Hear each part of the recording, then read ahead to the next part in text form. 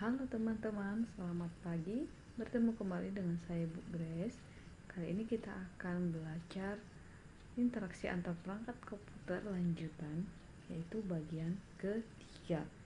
Nah, sebelum kita lanjutkan, bagi kalian yang belum subscribe, jangan lupa bantu channel ini dengan cara subscribe ya, like, share, dan komen. Terima kasih teman-teman. Baik, anak-anak, misalkan kalian ingin mengirimkan file gambar dari ponselmu ke ponsel temanmu. Nah, kira-kira bagaimanakah caranya? Bagaimana caranya agar gambar dari ponselmu dapat terkirim ke ponsel temanmu? Nah, materi ini akan kita bahas pada pembelajaran kita hari ini. Tetapi jika kalian mempunyai cara yang lain selain yang Ibu ajarkan pada hari ini, silakan kalian tinggalkan caranya di kolom komentar. Diketikkan ya dengan rinci sesuai dengan langkah-langkahnya. Nah, teman-teman, komputer dan perangkat TIK itu dapat berinteraksi satu sama lain. Nah, misalkan suatu komputer itu dapat melakukan transfer data dari satu komputer dengan komputer lainnya dengan melalui jaringan LAN. Yes. Nah, untuk smartphone juga bisa berkoneksi dengan laptop, yaitu melalui tethering. Nah, dengan adanya tethering ini, laptop juga dapat ikut mengakses koneksi internet dari handphone kita. Nah, anak-anak, ada beberapa cara untuk melakukan transfer data. Di antaranya adalah dengan media transmisi.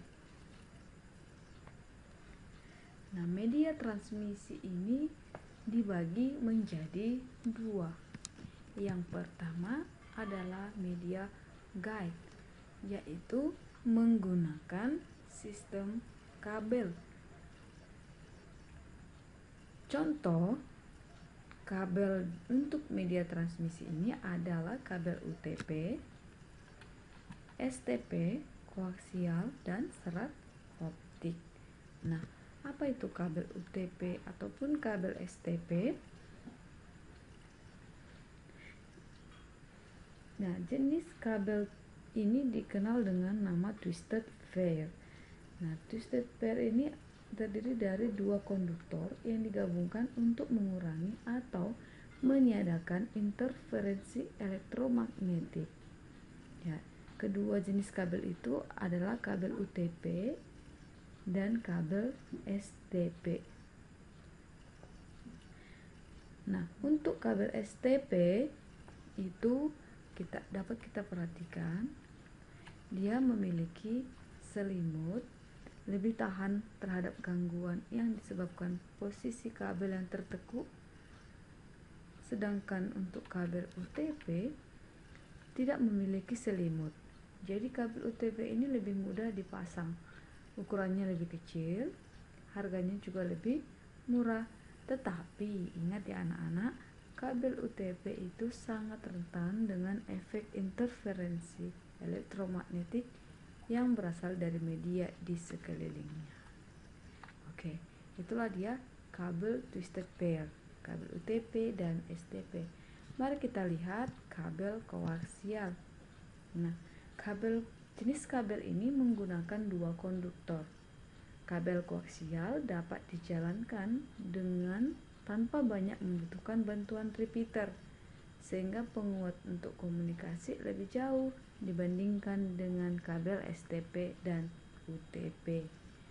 Nah, yang terakhir adalah kabel serat optik. Sekarang rata-rata sudah menggunakan kabel fiber optik ini.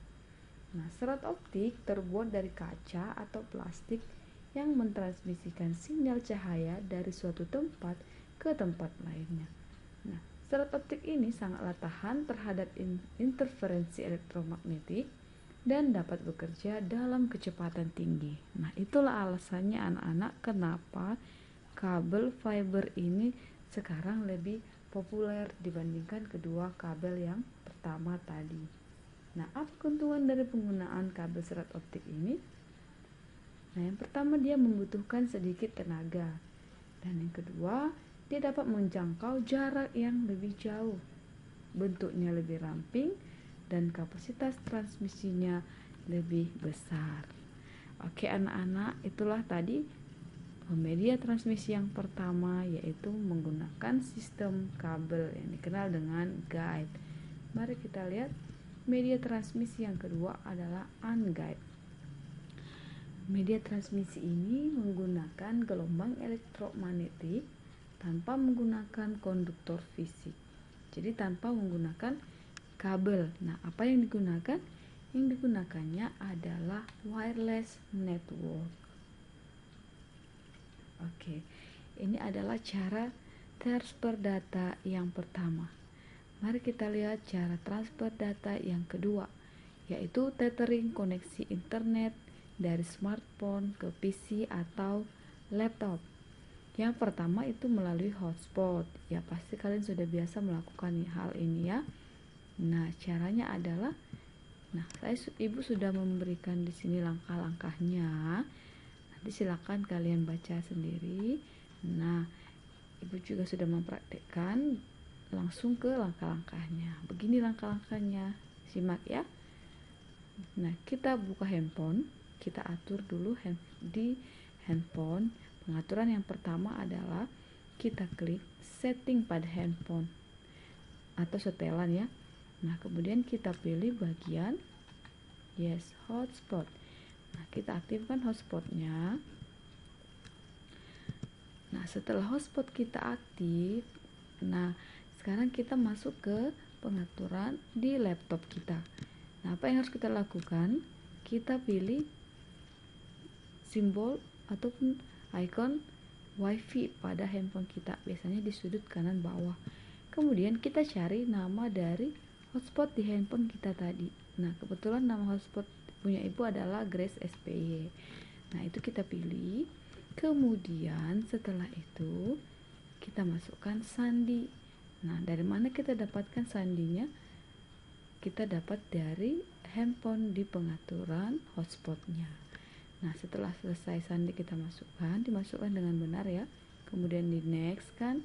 Dan kalau ada pertanyaan seperti ini muncul, silahkan dipilih saja yes.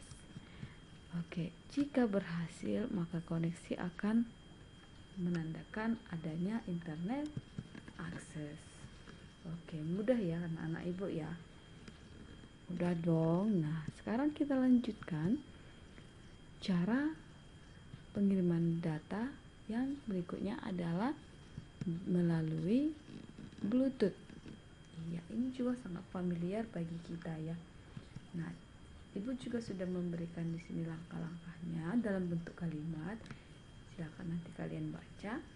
Nah, untuk prakteknya seperti ini, kita buka handphonenya. Sama caranya dengan hotspot tadi, kita klik setting. Kemudian kita pilih bagian Bluetooth. Nah, di Bluetooth kita aktifkan Bluetoothnya sama seperti tadi kita mengaktifkan hotspot, tinggal digeser saja. Nah, lakukan cara yang sama untuk handphone satunya lagi, untuk handphone tempat kita mengirimkan data. Jadi untuk Bluetooth, nah perlu diperhatikan untuk pengiriman Bluetooth itu memerlukan dua handphone. Nah, pengaturannya sama untuk mengaktifkan Bluetoothnya. Sekarang mari kita coba mengirimkan satu buah gambar dari handphone. Saya coba dari Redmi Note 10 Pro ke Redmi yang lain. Nah, saya buka galeri. Nah, kita buka galerinya.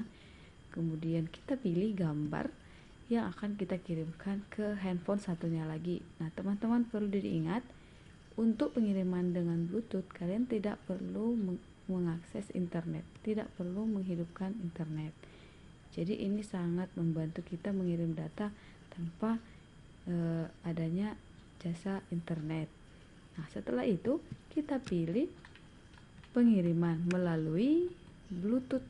Nah, kita share melalui Bluetooth. Nah, setelah itu kita cari nama perangkat yang akan kita hubungkan. Kebetulan saya juga akan mengirimkan kepada handphone Redmi yang lain. Nah, kita pilih Redmi-nya, nama Bluetooth di handphone yang lain. Setelah itu anak-anak ibu, silakan cek notifikasi yang ada pada handphone yang akan dituju tadi. Jika notifikasinya sudah muncul seperti ini, silakan kalian klik terima. Lalu tunggulah prosesnya sampai selesai. Nah, jika proses pengiriman gambarnya berhasil, nanti dia akan menampilkan pesan seperti ini di handphone tempat pengiriman datanya tadi. 1 berhasil, 0 gagal. Maka kalian sukses mengirimkan gambar melalui Bluetooth. Demikian anak-anak ibu. Jika ada yang kurang dipahami, boleh kita diskusikan bersama-sama. Demikian pembelajaran kita hari ini. Jangan lupa, jika kalian mengetahui cara lain untuk mengirimkan data ataupun gambar, silakan tuliskan jawaban kalian di kolom komentar. Sampai berjumpa. Sekian dan terima kasih. Bye-bye.